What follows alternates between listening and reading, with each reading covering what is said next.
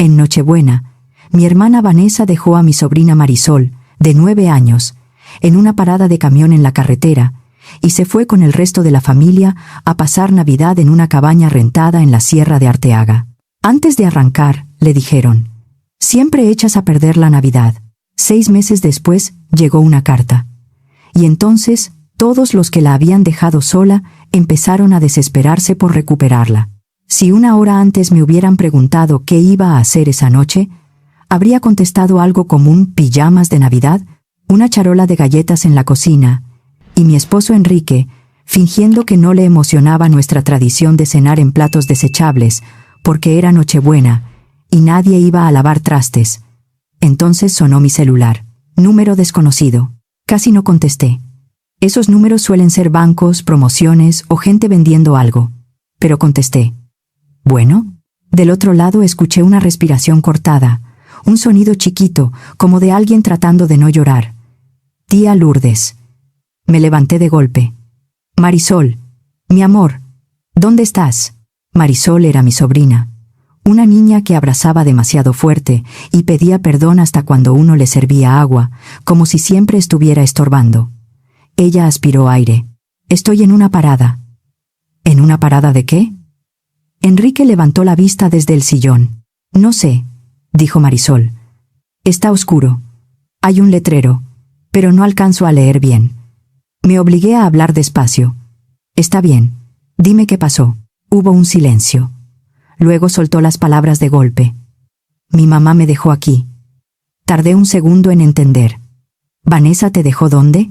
Vanessa, mi hermana menor, siempre había sabido llorar cuando le convenía y sonreír cuando quería algo. «En la parada», murmuró Marisol. «Dijeron que me fuera en camión a la casa». «¿Quiénes dijeron eso?» «Todos», contestó, y la voz se le quebró. «Mamá, Omar, mis abuelos, Alondra y Gael, mis papás, Vanessa, Omar, su esposo, y los 2 hijos menores de Vanessa, Alondra y Gael, a quienes todos trataban como si nunca hicieran nada malo, aunque rompieran adornos o embarraran chocolate en las paredes. Todos iban en la camioneta», dijo Marisol. Se estaban riendo. La sala se quedó quieta. «Marisol», dije con cuidado, «¿por qué te dejaron ahí?» Ella tardó en responder. «Dijeron que yo siempre echo a perder la Navidad». Apreté el celular. «¿Qué?» «Que siempre echo a perder la Navidad», repitió. Lo peor fue cómo lo dijo, no ofendida, sino intentando aceptar una sentencia. «Mamá dijo que yo arruiné todo y que me fuera a la casa, que pasara la Navidad sola». «¿Sola? ¿No hay nadie en casa?» «No. Ellos se fueron. Dijeron que yo tenía llave». Escuché el viento en la llamada. Imaginé una banca fría, coches pasando de largo, una niña bajo una lámpara amarilla. «¿Cómo me estás llamando?» Marisol no tenía celular. Vanessa decía que no le gustaba que los niños vivieran pegados a una pantalla, aunque ella no soltaba la suya ni para comer. «Una señora me prestó su teléfono», dijo Marisol. «Me acordé de tu número». Eso me dolió. Mi número era el que había aprendido todas esas veces que yo la había cuidado cuando Vanessa estaba ocupada o no tenía ganas. «Quédate con esa señora», le dije. «No te muevas. ¿Ves alguna tienda, una caseta, algo?» «No. Solo la carretera y un letrero». «Léeme lo que puedas». La escuché moverse. «Dice Los Lirios, carretera a Arteaga». Abrí mapas con los dedos torpes. Vivíamos en Monterrey, cerca de San Pedro, y esa carretera hacia Arteaga no era imposible, pero tampoco estaba cerca. Menos en la noche, con el frío de la sierra y casi sin gente en la calle por Nochebuena. «Marisol, voy por ti». «No», soltó ella. «Por favor, no le hables a mi mamá». «No le voy a hablar. Se va a enojar. Me dijo que no le hablara a nadie. Me dijo que me fuera a la casa». Luego añadió, muy bajito, «Dijo que yo arruino todo». Cerré los ojos. Ahí estaba el daño. No era un golpe que pudiera enseñarse en una foto. Era una niña creyendo que si los adultos eran crueles, seguramente ella había hecho algo para merecerlo. «Escúchame bien», le dije. «Tú no arruinaste nada. ¿Me oíste?» Hubo una pausa. «Sí». Pero no sonó convencida. «Pásame a la señora, por favor». Hubo movimiento. Luego una voz de mujer contestó, cautelosa. «Bueno, hola. Soy Lourdes, la tía de Marisol. Gracias por prestarle su teléfono. ¿Dónde están exactamente?» La mujer respiró hondo. «En una parada cerca del entronque a Los Lirios. Yo venía de dejar cena en casa de mi hermana y la vi sentada llorando. No quise dejarla ahí. Se me cerró la garganta. Hizo bien. ¿Puede quedarse con ella unos minutos más? Ya voy en camino». «Sí», dijo. «No me voy hasta que llegue. Gracias. De verdad». «¿Me puede dar su nombre? Tal vez después necesite que confirme lo que vio». «Me llamo Patricia», dijo. «Y claro, pero primero venga por la niña». Marisol volvió al teléfono. «Ya voy», le dije. «No te separes de ella». «Tía Lourdes». «Sí, mi amor». «¿Soy mala?» Tuve que tragar saliva. «No, no eres mala. Ni hoy ni nunca». Colgué porque si seguía hablando iba a perder el control. Enrique ya estaba de pie. «¿Dónde está?» «En una parada rumbo a Arteaga». Vanessa la dejó ahí. La cara de Enrique cambió. No preguntó si yo estaba segura. No dijo que tal vez había un malentendido. Solo dijo, «Voy contigo». Yo manejo. Entonces yo veo la ruta. Llevo una cobija y llamo al 911 para dejar el reporte. Salimos en menos de 2 minutos. Las galletas quedaron en la cocina y la música navideña quedó sonando. Enrique dio la ubicación y explicó que había una menor sola en carretera. Pidió folio y le dijeron que formalizáramos el reporte en cuanto la niña estuviera segura. A mitad del trayecto, mi celular vibró. Vanessa. Marisol me había pedido que no le hablara a su mamá, y no lo había hecho. Pero Vanessa llamándome en Nochebuena no era normal, a menos que quisiera pedirme algo o tantear si yo sabía algo. Contesté en altavoz. «Lourdes», dijo ella, demasiado alegre. «Feliz Nochebuena. ¿Qué haces?» «Manejando». «¿Cómo va el viaje?» Soltó una risa ligera. «Increíble. Los niños están felices. La cabaña está preciosa. ¿Y Marisol?» Hubo una pausa breve. «Suficiente». «Ay, ni me la menciones. Estuvo insoportable». Enrique volteó a verme. «¿Qué pasó?», pregunté. Pucheros, quejas, caras largas. Todo tenía que girar alrededor de ella. Nos amargó el viaje desde que salimos. Ahí estaba otra vez.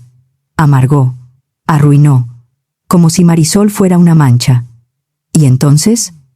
Pues la mandamos a casa. Se me cortó la respiración. ¿La mandaron a casa?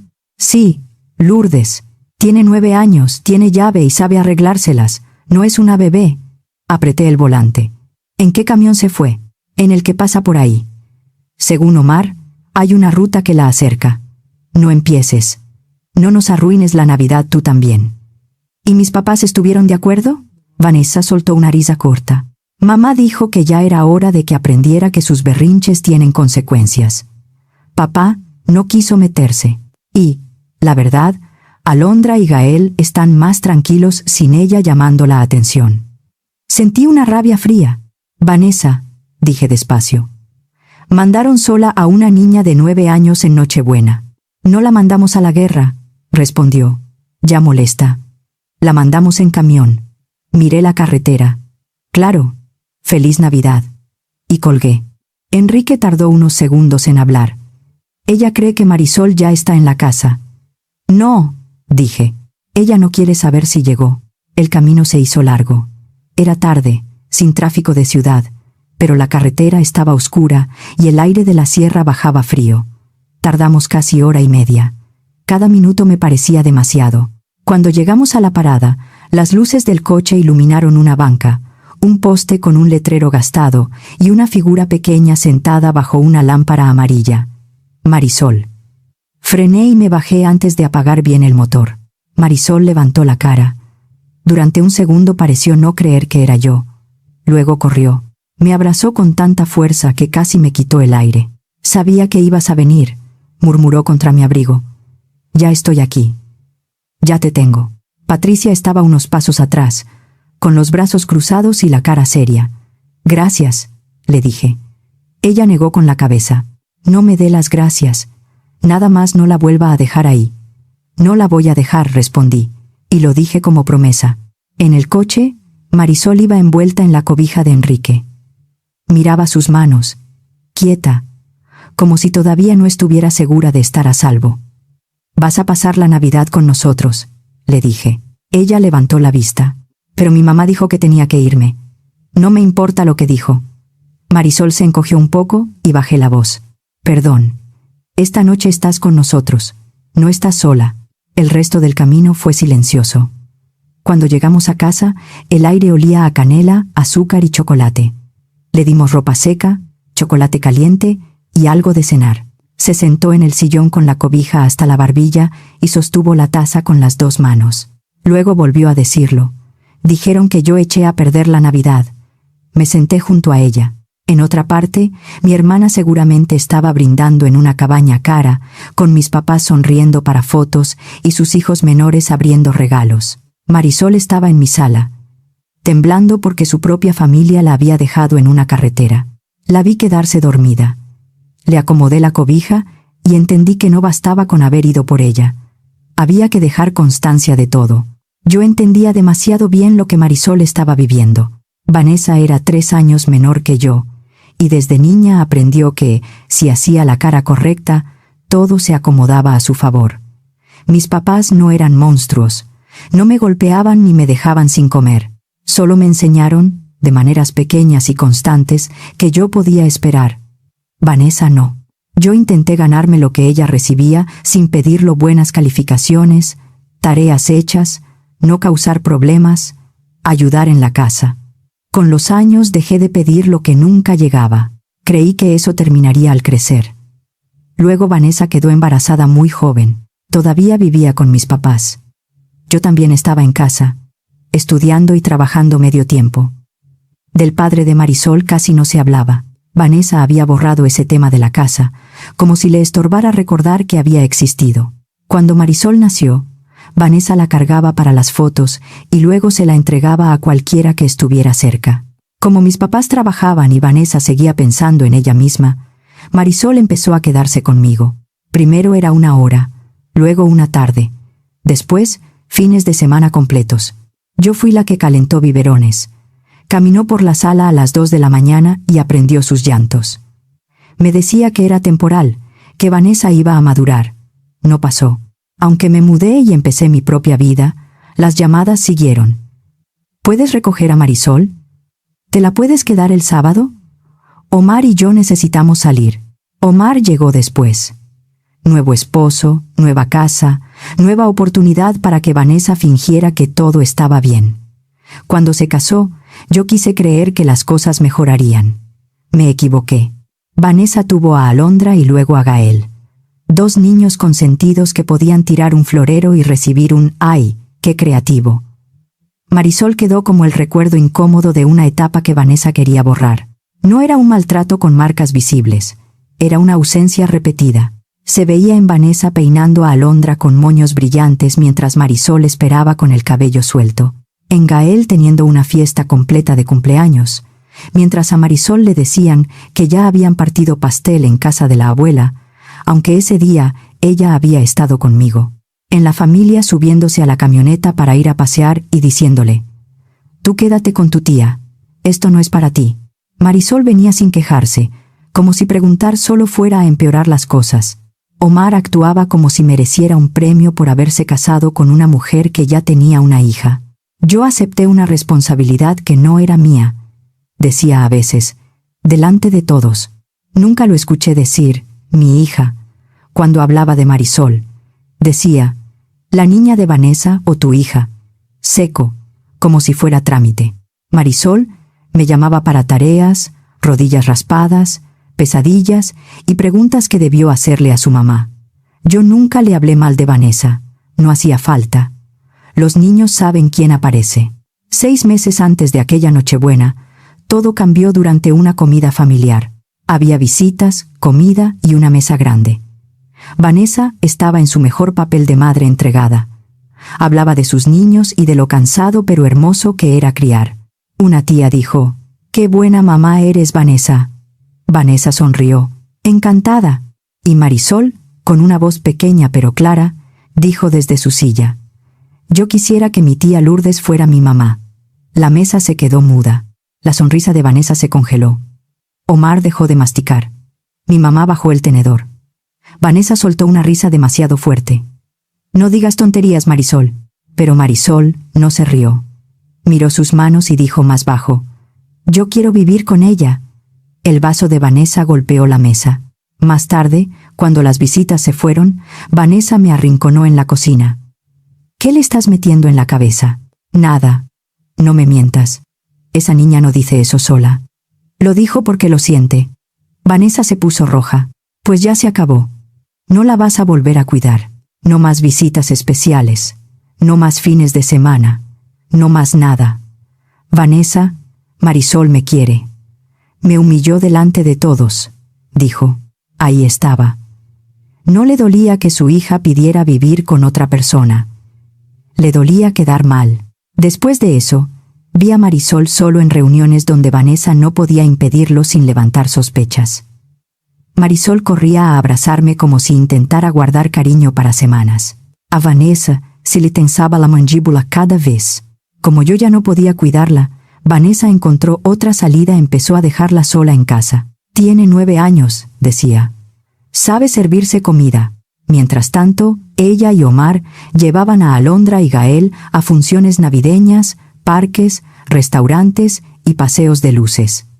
Marisol se quedaba mirando el reloj. Yo lo veía y no sabía cómo intervenir sin hacer que Vanessa la castigara más. Entonces llegó Nochebuena, y Vanessa cruzó una línea que ya no se podía explicar como descuido. Dejar a una niña sola en casa ya era abandono. Dejarla en una parada de carretera, de noche, el 24 de diciembre, era otra cosa. Marisol se quedó dormida en nuestro sillón con los puños cerrados alrededor de la cobija. Enrique estaba frente a ella, callado, con la rabia guardada en la cara. Cuando despertó, miró alrededor como si no reconociera la casa. Luego me vio. «Tía Lourdes, aquí estoy». Tragó saliva. «¿Puedo vivir aquí?». Abrí la boca y no salió nada. Querer decir que sí no era lo mismo que poder hacerlo legalmente. Los ojos se le llenaron de lágrimas. «No quiero regresar. Nunca». Salí a la cocina y bajé la voz. «No la voy a mandar de vuelta así nada más». Enrique no discutió.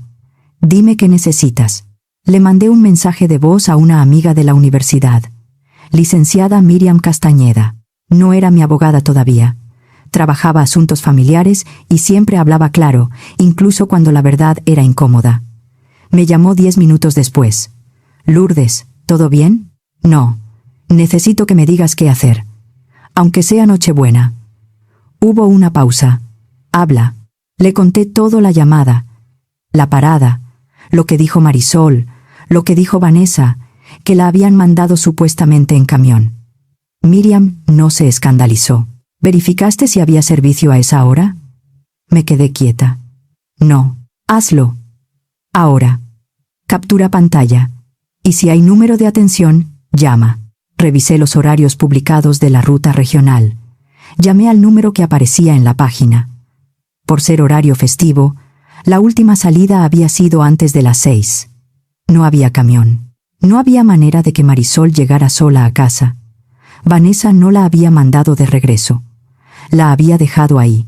«Miriam», dije con la voz seca. «No había camiones». «Guarda todo», respondió. «Y reporta. Ministerio Público de Guardia y Procuraduría de Protección del DIF. No entres en pelea por mensajes.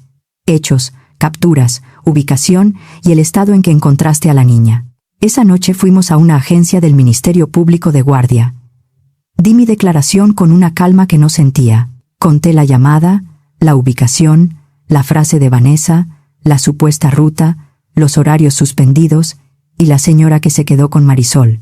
También levanté el reporte ante la Procuraduría de Protección de Niñas, Niños y Adolescentes del DIF estatal. Al día siguiente formalicé todo. Contesté preguntas que me revolvieron el estómago. Sí. La niña había sido dejada sola. Sí. Sus responsables se fueron de viaje. Sí. Estaba segura conmigo. Sí. Yo podía resguardarla. Patricia dio su nombre y su teléfono. Después confirmó que había encontrado a Marisol llorando en la parada y que nadie de su familia estaba con ella.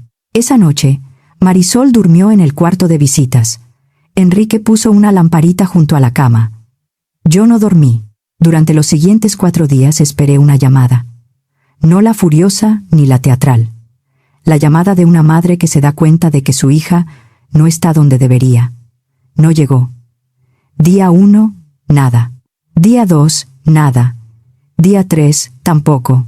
Marisol estaba en mi casa, comiendo poquito, pidiendo perdón por todo, bañándose con la puerta entreabierta porque tenía miedo. Su familia seguía en la cabaña.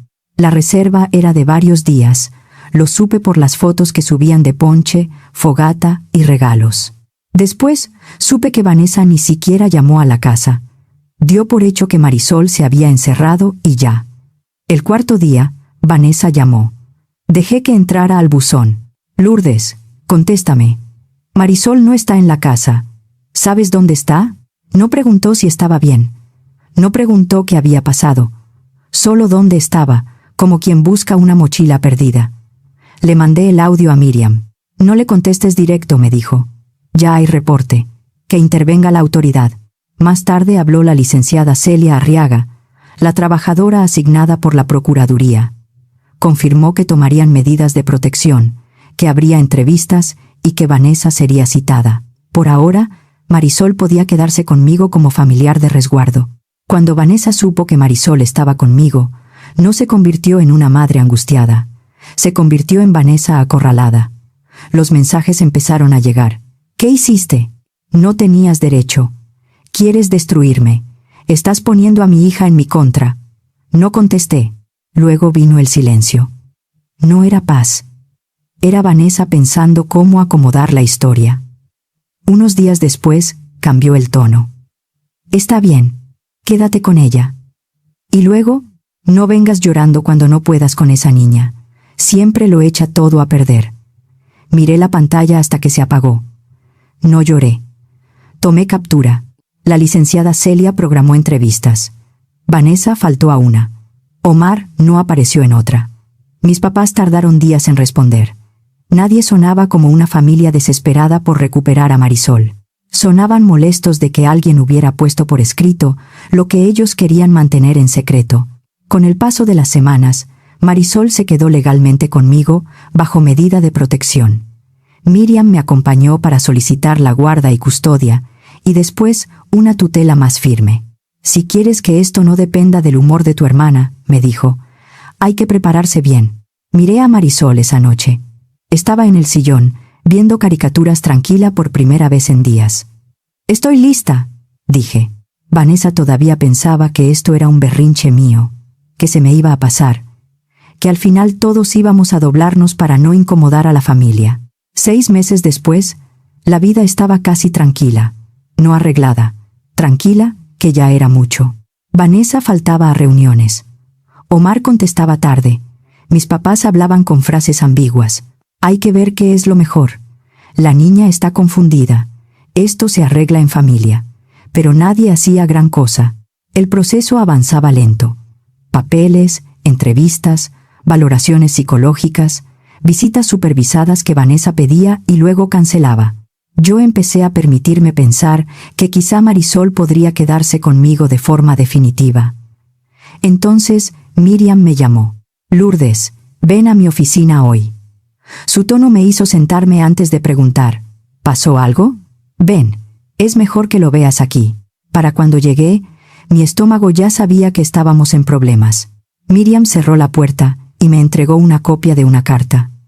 Tenía membrete de notaría y banco. Había llegado al domicilio que Vanessa tenía registrado, la casa de mis papás, y por eso todos se enteraron. Lee esta parte, dijo. Leí una vez. Luego otra. Fideicomiso testamentario. Menor de edad. Nombre de Marisol. Casi 19 millones de pesos. Me quedé sin aire. No sentí alegría al principio. Sentí miedo. Porque una cantidad así, en una familia rota, no llega sin mover todo. Es real, dijo Miriam. Viene de la familia del padre biológico de Marisol. La abuela paterna dejó constituido el fideicomiso. Murió hace unos meses, y ahora, notificaron. El padre biológico de Marisol nunca estuvo presente. Vanessa casi no hablaba de él, y cuando lo hacía era con fastidio. Yo sabía que venía de una familia con dinero, pero nadie daba detalles. Para Vanessa, esa parte de la vida de Marisol era algo que convenía borrar, hasta que apareció el dinero. Ellos ya saben, dije. Miriam asintió, y eso puede cambiar todo. Al día siguiente me llamó otra vez. Vanessa contrató abogado. Omar está detrás, empujando. ¿Qué quieren? Aunque ya sabía. Reintegración inmediata.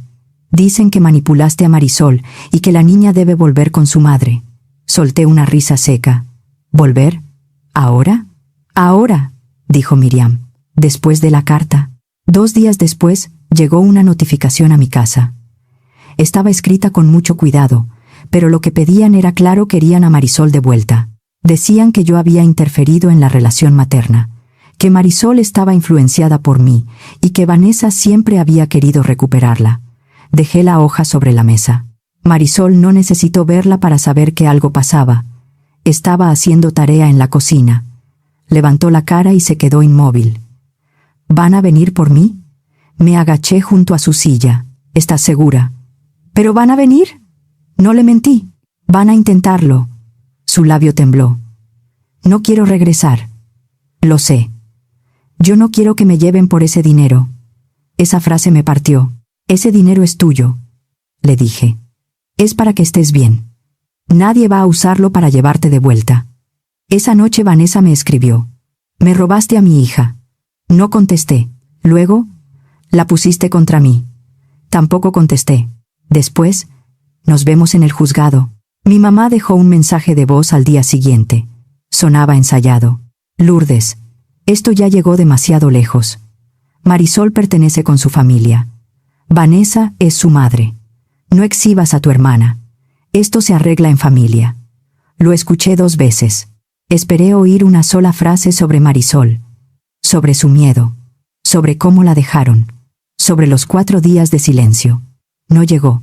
Para ellos, el problema no era el abandono. El problema era que ahora había consecuencias.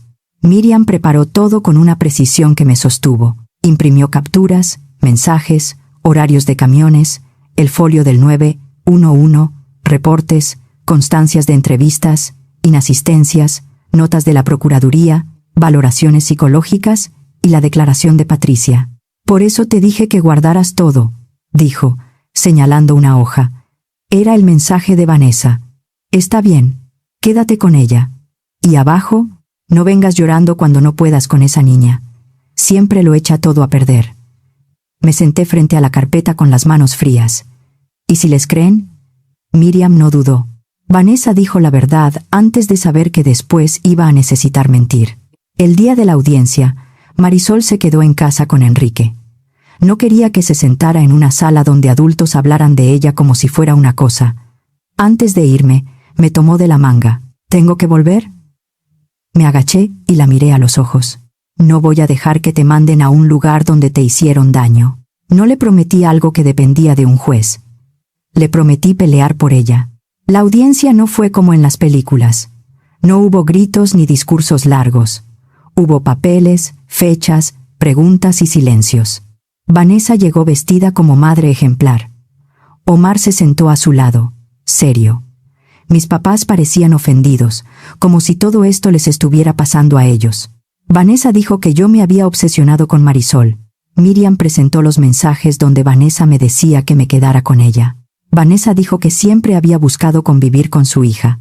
Miriam mostró las citas canceladas y las entrevistas a las que no asistió. Omar dijo que siempre había tratado a Marisol como parte de la familia. Miriam leyó reportes donde Marisol contaba que la dejaban fuera de paseos, comidas y celebraciones. Mi mamá intentó decir que Nochebuena había sido un malentendido. Miriam presentó los horarios suspendidos de los camiones, la ubicación de la parada y la declaración de Patricia, que encontró a Marisol llorando. Luego hicieron una pregunta sencilla. ¿Cuánto tiempo pasó antes de que la madre preguntara por la niña? 4 días. No había manera de adornarlo. Vanessa bajó la mirada. La resolución no llegó ese mismo día. Estas cosas terminan con semanas de espera, más papeles y noches en las que una intenta no imaginar todos los finales posibles. Marisol volvió a terapia. Yo volví al trabajo. Enrique siguió haciendo desayunos enormes porque no sabía ayudar de otra manera. Hasta que Miriam me llamó. «Lourdes», dijo, más suave que de costumbre. Ya salió. Me quedé quieta en el pasillo de la oficina. Y se mantiene la medida de protección. Se niega la reintegración con Vanessa. La guarda y custodia queda contigo mientras avanza el proceso definitivo. Y el juzgado ordenó que el fideicomiso se administre exclusivamente para beneficio de Marisol, bajo supervisión. Vanessa no va a administrar ese dinero. Apoyé la frente contra la pared. No lloré ahí, no podía. Pero cuando llegué a casa, Marisol estaba en el pasillo, mirándome la cara como si ahí estuviera escrita su vida. No la hice esperar. Me arrodillé y asentí. Ella se quedó quieta. ¿Me quedo? Te quedas. Entonces soltó el aire y se lanzó a mis brazos. Lloró con todo el cuerpo, no como una niña haciendo berrinche, como alguien que llevaba años aguantando la respiración. «Me quedo», repetía. «Sí», le dije. «Estás en casa». Con el tiempo, el proceso se volvió definitivo. No fue rápido ni fácil. Hubo evaluaciones, trabajo social, documentos, firmas y días en que Marisol preguntaba lo mismo de distintas maneras. Al final, el juzgado dejó firme que Marisol viviera conmigo. Vanessa no podía acercarse sin autorización judicial. Las convivencias quedaron suspendidas.